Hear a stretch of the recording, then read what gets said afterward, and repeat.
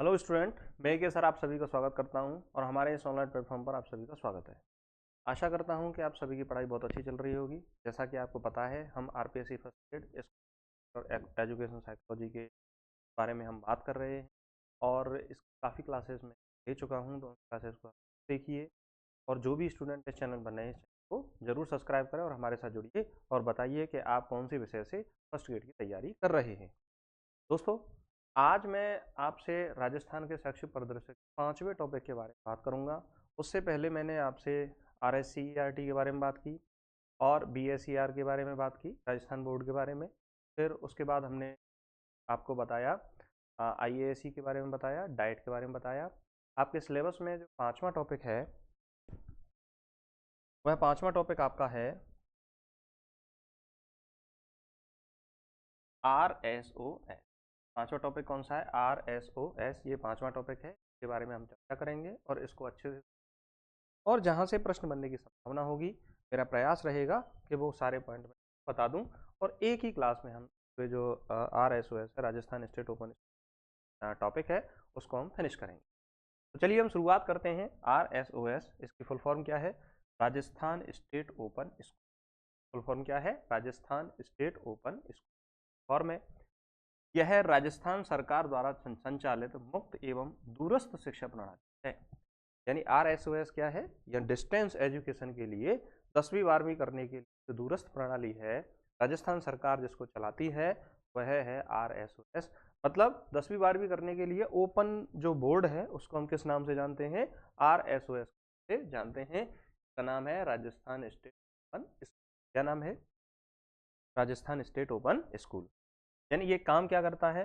Open and distance education board. यानी कि जो बच्चे, जो व्यक्ति विद्यालय नहीं जा पाते, उनको 10वीं 12वीं कराने का कार्य कौन करता है? RSOS करता है। इसका उद्देश्य क्या है? उद्देश्य है एजुकेशन फॉर ऑल, सभी के लिए शिक्षा प्रदान करना, इसका क्या है? उद्देश्य है। और सेकंड चांस एजुकेशन, आपसे पूछा जा सकता है कि निम्न में से कौन किसे सेकंड चांस एजुकेशन के रूप में जाना जाता है? सेकंड चांस एजुकेशन का पहले अर्थ समझो। इसका अर्थ है कि भाई यदि किसी भी कारण से किसी भी व्यक्ति की, किसी भी बच्चे की शिक्षा छूट गई है, ड्रॉप आउट हो गए हैं, तो दोबारा उन्हें पढ़ने का मौका दिया जाता है, शिक्षा ग्रहण करने का मौका दिया जाता है। और जो काम कौन करता है राजस्थान में? वह करता है RSOS। कौन करता है? RSOS ये कार्य करता है। अब हम नेक्स्ट बात करते हैं। देखिए, RSOS की स्थापना कब हुई? ये डेट परीक्षा में पूछी जाती है, इंपॉर्टेंट भी है और जरूरी भी है। RSOS की स्थापना हुई 21 मार्च 2005 को। RSOS की स्थापना कब हुई? 21 मार्च 2005 को RSOS की स्थापना हुई। इसका मुख्यालय कहाँ पर है? एकलव्य भवन जयपुर में इसका क्या है? मुख्यालय है। सिंपल सा, यदि कभी क्वेश्चन पूछ लिया जाए तो हम ये आंसर दे सकते हैं। RSOS का मुख्यालय कहाँ पर है? एकलव्य भवन जयपुर में है। इसके लोगों पर क्या लिखा हुआ है? सभी तक सभी के लिए। इसके लोगों पर क्या लिखा हुआ है? सभी तक सभी के लिए इसके लोगों पर लिखा हुआ है।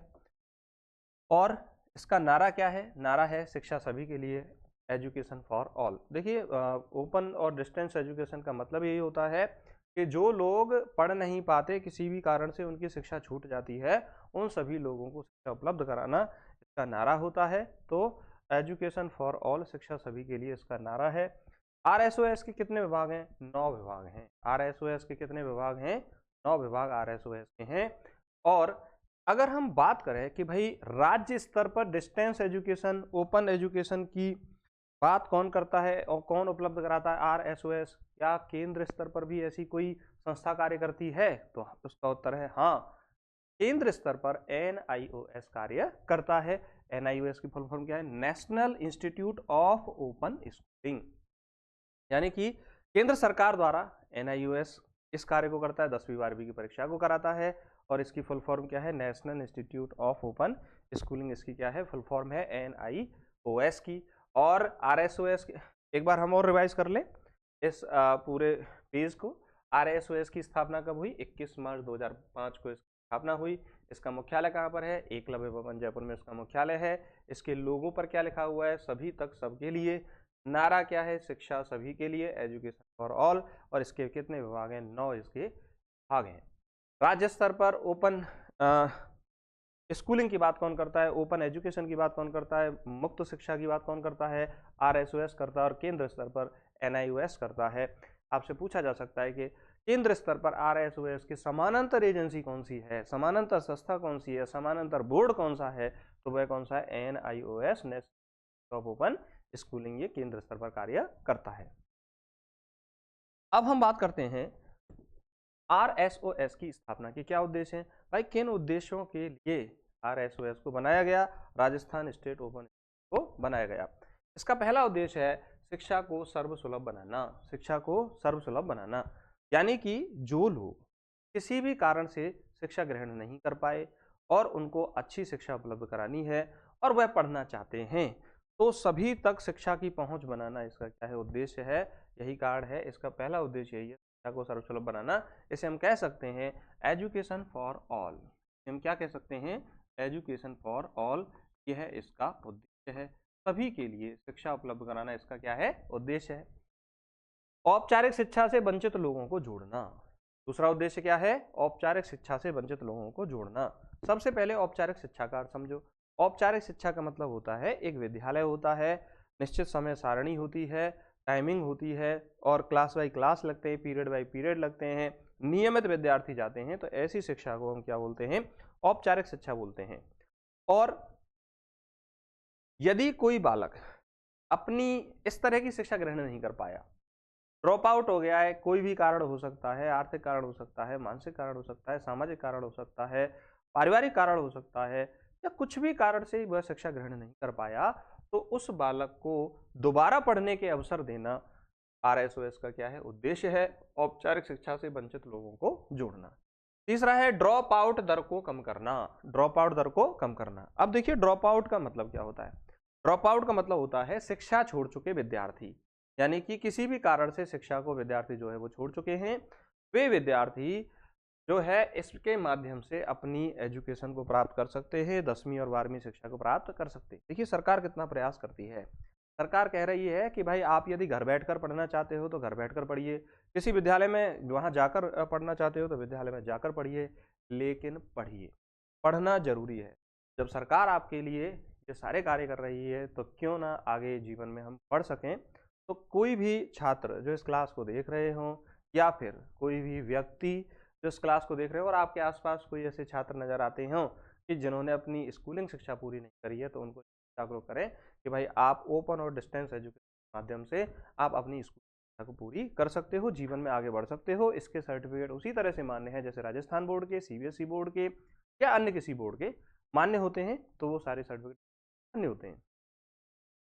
आजीवन शिक्षा को बढ़ावा देना, आजीवन शिक्षा को बढ़ावा देना, इसका अर्थ यह है कि इसमें एडमिशन लेने की कोई निम्नतम सीमा तो है लेकिन उच्चतम सीमा नहीं। यानी आपकी उम्र कोई भी हो, 20 साल हो, 30 साल हो, 40 साल हो, 35 साल हो, 50 साल हो, 55 हो, 60 हो, 70 हो, 80 हो, जब आप पढ़ना चाहो तब आप इसके माध्यम से एडमिशन ले सकते हो, यहाँ पढ़ाई कर सकते हो और अपनी स्कूलिंग शिक्षा को पूरा कर सकते हो। तो आजीवन शिक्षा को बढ़ावा देने का कार्य कौन करता है, आरएसओएस आजीवन शिक्षा को बढ़ावा देने का कार्य करता है। कार्यरत व्यक्तियों को शिक्षा के अवसर देना, कार्यरत व्यक्ति का मतलब होता है कि बहुत सारे लोग होते हैं जो अपनी पढ़ाई पूरी नहीं कर पाते लेकिन किसी काम में, जॉब में लग जाते हैं, प्राइवेट जॉब हो सकती है, तो वह पढ़ना चाहते हैं, तो वह भी इस बोर्ड के माध्यम से, आरएसएस के माध्यम से अपनी पढ़ाई कर सकते हैं। तो कार्यरत व्यक्तियों को शिक्षा के अवसर देना इसका उद्देश्य है। महिला शिक्षा व वयस्क शिक्षा को बढ़ावा देना। देखिए कई माता पिता यह सोचते हैं कि लड़कियां जो हैं वो घर पर ही रहें और स्कूल जाकर पढ़ाई ना करें, उनके कई कारण हो सकते हैं। और वयस्क मतलब कि भाई जो लोग अधिक उम्र के हो चुके हैं और किसी भी कारण से वह अपने बचपन की अवस्था में पढ़ाई नहीं कर पाए थे, बालक अवस्था में पढ़ाई, किशोरावस्था में पढ़ाई नहीं कर पाए थे, तो उनको शिक्षा के अवसर देने का कार्य कौन करता है, आरएसओएस करता है। ओपन स्कूलिंग करता है, केंद्र स्तर की संस्था कौन सी, एनआईओएस करती है, यानी सेम जो एनआईओएस के रूल्स हैं वही आरएसओएस के रूल्स होते हैं। तो वयस्क शिक्षा और महिला शिक्षा, यानी महिलाओं को शिक्षा के अवसर उपलब्ध कराना, वयस्क को शिक्षा के अवसर उपलब्ध कराने का कार्य कौन करता है, आरएसओएस करता है। तो ये सारे कार्य कौन करते हैं, आरएसओएस के उद्देश्य हैं, स्थापना के उद्देश्य हैं। एक बार हम रिवाइज कर लें। शिक्षा को सर्वसुलभ बनाना इसका उद्देश्य है, औपचारिक शिक्षा से वंचित लोगों को जोड़ना इसका उद्देश्य है, ड्रॉप आउट दर को कम करना इसका उद्देश्य है, आजीवन शिक्षा को बढ़ावा देना इसका उद्देश्य है, कार्यरत व्यक्तियों को शिक्षा के अवसर देना इसका उद्देश्य है, महिला शिक्षा व वयस्क शिक्षा को बढ़ावा देना इसका क्या है, उद्देश्य है। अब हम बात करते हैं RSOS की परीक्षा प्रणाली। देखिए यहां से इस पेज से क्वेश्चन बनता है, इसको थोड़ा सा ध्यान से पढ़ लेना, ठीक। RSOS की परीक्षा प्रणाली 2 स्तरों पर होती है। 2 स्तर का मतलब 10वीं पास कर सकते हो और 12वीं पास कर सकते हो।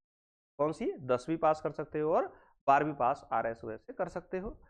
देखिए RSOS 10वीं क्लास में जो एडमिशन की न्यूनतम आयु है वह है 14 वर्ष और 12वीं क्लास में एडमिशन की है 15 वर्ष। अधिकतम आयु नो लिमिट। हम कह सकते हैं अगर हम बात करें अधिकतम आयु की यदि हम बात करें तो अधिकतम आयु की कोई लिमिट नहीं होती, किसी भी उम्र का व्यक्ति जो प्रवेश ले सकता है। 5 वर्ष तक एडमिशन मान्य रहता है और बालक 9 बार परीक्षा दे सकता है। कितनी बार परीक्षा दे सकता है? 9 बार परीक्षा दे सकता है और उस क्लास को पास कर सकता है, चाहे वो 10वीं हो चाहे वो 12वीं हो, चाहे वो 10वीं क्लास हो या 12वीं क्लास हो, 9 बार परीक्षा देकर उसे पास कर सकता है। एक बार में ही पास कर लो तो बढ़िया है, दोबारा देख लो, तीसरी बार देख लो, चौथी बार देख लो, 5वीं बार देख लो, ठीक। और वर्ष में 2 बार परीक्षा देता है बालक। कितनी बार परीक्षा देता है? 2 बार परीक्षा ली जाती है, अप्रैल मई में और अक्टूबर नवंबर में। मोस्ट इंपॉर्टेंट है RSOS में क्रेडिट ट्रांसफर की सुविधा भी उपलब्ध होती है। क्रेडिट ट्रांसफर की सुविधा भी क्या होती है? उपलब्ध होती है। अब इसका मतलब क्या है? इसका मतलब यह है कि मान लो आपने राजस्थान बोर्ड से 10वीं करी है या 12वीं करी, आप 2 विषय में पास हो गए तो 2 विषय 3 विषय 4 विषय में फेल हो गए, तो RSOS कहता है कि ऐसा करो भाई, जिन विषयों को आपने पास कर लिया है उनके तो हम नंबर ट्रांसफर कर लेते हैं, जिन विषय में आप फेल हो उनकी परीक्षा दो और अपनी परीक्षा को पेपर को क्या कर लो? पास कर लो। तो जो विषय आप पास कर चुके हो उनके नंबरों को ट्रांसफर करना, तो उसको हम क्या बोलते हैं? Credit transfer. क्या बोलते हैं? क्रेडिट। ऐसा NIOS में भी होता है और ऐसा RSOS में भी होता है। तो RSOS क्रेडिट ट्रांसफर की सुविधा उपलब्ध कराता है। तो हम बात करें, एक बार रिवाइज करें, RSOS की परीक्षा प्रणाली 2 स्तरों की होती है, 10वीं और 12वीं। 10वीं में प्रवेश की न्यूनतम आयु 14 वर्ष, 12वीं में प्रवेश की न्यूनतम आयु 15 वर्ष। अधिकतम आयु नो लिमिट, 5 वर्ष में 9 बार परीक्षा देकर पास किया जा सकता है। वर्ष में 2 बार परीक्षाएं होती हैं, अप्रैल मई और अक्टूबर नवंबर, और क्रेडिट ट्रांसफर की सुविधा भी इसमें उपलब्ध होती है। अब हम बात करें संगठनात्मक ढांचे के बारे में। तो देखिए RSOS में संगठनात्मक ढांचा मतलब होता है कार्यकारी परिषद और शासी परिषद। प्रशासनिक रूप से होती है शासी परिषद, गवर्निंग काउंसिल, और कार्य करने के रूप से होती है निष्पादन समिति, एग्जीक्यूटिव कमेटी। और इस परीक्षा प्रणाली में क्रेडिट सुविधा भी इसमें होती पाई जाती है। अभी मैंने आपको बताया था कि नंबरों को, पास किए गए सब्जेक्ट के नंबरों को ट्रांसफर कर लेना, उसे हम क्या बोलते हैं? क्रेडिट सुविधा बोलते हैं। तो आपसे पूछा जा सकता है कि संगठनात्मक ढांचा कितने स्तरों का होता है? तो 2 प्रकार का होता है, 2 स्तरों का संगठनात्मक ढांचा इसका पाया जाता है। आगे हम बात करें RSOS के द्वारा कितने तरह के पुरस्कार दिए जाते हैं। RSOS के द्वारा 2 तरह के पुरस्कार दिए जाते हैं। कितने तरह के पुरस्कार दिए जाते हैं? 2 तरह के पुरस्कार दिए जाते हैं। पहला पुरस्कार है मीरा पुरस्कार और दूसरा है एकलव्य पुरस्कार। दूसरा कौन सा है? एकलव्य पुरस्कार। पहला कौन सा है? मीरा पुरस्कार। मीरा लड़कियों का नाम होता है, तो यह पुरस्कार लड़कियों के लिए मिलता है। राज्य स्तर पर, जिला स्तर पर 10वीं और 12वीं में प्रथम स्थान प्राप्त करने वाली लड़कियों को मीरा पुरस्कार दिया जाता है। और एकलव्य लड़के जैसा नाम है, लड़कों का ही होता है ज्यादातर नाम, तो यह एकलव्य पुरस्कार लड़कों को दिया जाता है। राज्य स्तर और जिला स्तर पर 10वीं और 12वीं में पहला स्थान प्राप्त करने वाले जो लड़के होते हैं उनको RSOS और एकलव्य पुरस्कार दिया जाता है। तो इस तरह से ये पुरस्कार की बात हुई, मीरा पुरस्कार और एकलव्य पुरस्कार। और हम बात करें RSOS की विशेषता क्या है? Open and distance education. Open मतलब मुक्त शिक्षा देना, दूरस्थ शिक्षा देना। दूरस्थ शिक्षा का अर्थ होता है कि विद्यार्थी का घर बहुत दूर है विद्यालय से, जहां पर विद्यालय की सुविधा नहीं है, उन तक भी शिक्षा पहुंचाने का कार्य कौन करता है? RSOS करता है। पुस्तकें घर पर आती हैं, आप कभी भी पढ़ सकते हो, किसी भी समय पढ़ सकते हो और आप अपनी परीक्षा को पास कर सकते हो। तो ओपन एंड डिस्टेंस एजुकेशन देना किसका कार्य होता है? RSOS का कार्य होता है। समय व स्थान की स्वतंत्रता होती है, किसी भी समय पढ़िए, कहीं भी पढ़िए, घर बैठकर पढ़िए, अगर कहीं आप काम करने जाते हो तो वहां पढ़िए, आप जहां पढ़ना चाहें, जिस समय पढ़ना चाहें उस समय पर आप अपनी पढ़ाई कर सकते हो। तो समय व स्थान की क्या होती है? स्वतंत्रता होती है। कम शुल्क में शिक्षा ग्रहण कराई जाती है, यानी कि RSOS कम शुल्क में क्या देता है? शिक्षा देता है। उम्र की कोई बाध्यता नहीं है। मैं अभी आपको बता रहा था, किसी भी उम्र में आप राजस्थान स्टेट ओपन स्कूल में प्रवेश ले सकते हो। ड्रॉप आउट विद्यार्थियों के लिए यह वरदान है। ड्रॉप आउट का मतलब है किसी भी कारण से अपनी पढ़ाई छोड़ चुके बच्चों को दोबारा शिक्षा के अवसर उपलब्ध कराई जाए, तो उनके तो वरदान ही होगा ना कि भाई हमारे लिए इस तरह की व्यवस्था जो है की गई है, हम भी उन लोगों के बराबर खड़े हो सकते हैं जो 10वीं और 12वीं रेगुलरली करते हैं। तो यह उनके लिए क्या होती है? वरदान होती है RSOS। महिला एवं वयस्क शिक्षा को बढ़ावा। महिला एवं वयस्क शिक्षा को क्या देता है? RSOS बढ़ावा देता है। मैं बता रहा था कि लड़कियों को एजुकेशन की सुविधा उपलब्ध कराता है, वयस्कों को एजुकेशन की सुविधा उपलब्ध कराता है और सामाजिक समावेशन भी करता है, सोशल इंक्लूजन करता है। सामाजिक समावेशन का मतलब है कि राजस्थान स्टेट ओपन स्कूल में सभी समाज के लोग, सभी वर्ग के लोग, सभी आर्थिक स्थिति रखने वाले लोग, गरीब अमीर कुछ भी, यानी जो भी है, जो पढ़ने की इच्छा रखते हैं वो सभी एडमिशन ले सकते हैं और अपनी पढ़ाई को पूरा कर सकते हैं। तो इसकी विशेषताओं के बारे में बात करें, ओपन एंड डिस्टेंस एजुकेशन देना, समय व स्थान की स्वतंत्रता होती है, कम शुल्क में शिक्षा उपलब्ध कराई जाती है, उम्र की कोई बाध्यता नहीं होती, ड्रॉप आउट विद्यार्थियों के लिए वरदान है, महिला एवं वयस्क शिक्षा को बढ़ावा दिया जाता है और सामाजिक समावेशन इसमें किया जाता है RSOS के द्वारा। तो इस तरह से दोस्तों आज का ये जो RSOS है टॉपिक वह समाप्त हुआ। आशा करता हूँ कि आपको ये टॉपिक अच्छा लगा होगा। आप में से कितने विद्यार्थी हैं जो इस क्लास को रेगुलर देखते हैं वह हमें कमेंट करिए। देखिए कमेंट जब आप करोगे तो हमें पता रहेगा कि आप कितने विद्यार्थी जो हैं वो हमारे साथ जुड़े हुए हैं और कितने विद्यार्थियों को क्लास जो है बहुत अच्छी लग रही है। और आपकी इस क्लास के बारे में कोई सुझाव है तो आप हमें सुझाव भी दीजिए। अगर आपकी कोई क्वेरी है तो हमें कमेंट के माध्यम से पूछ सकते हो। किस विषय से आप तैयारी कर रहे हैं, उस सब्जेक्ट को बताइए आप कि कौन सी विषय से तैयारी कर रहे हैं, तो हम ये जान सकते हैं कि भाई हमारे इस मंच से जुड़े हुए जो विद्यार्थी हैं वो कौन कौन से विषय से तैयारी कर रहे हैं, फर्स्ट ग्रेड की तैयारी कर रहे हैं। और जो भी स्टूडेंट हमारे साथ नए हैं, पहली बार इस क्लास को देख रहे हैं, तो हमारे इस चैनल को सब्सक्राइब करें और हमारी अन्य जो पिछली क्लासें हैं उनको क्लासेस को जरूर देखिए और हमारे साथ जुड़े रहिए। नमस्कार, धन्यवाद।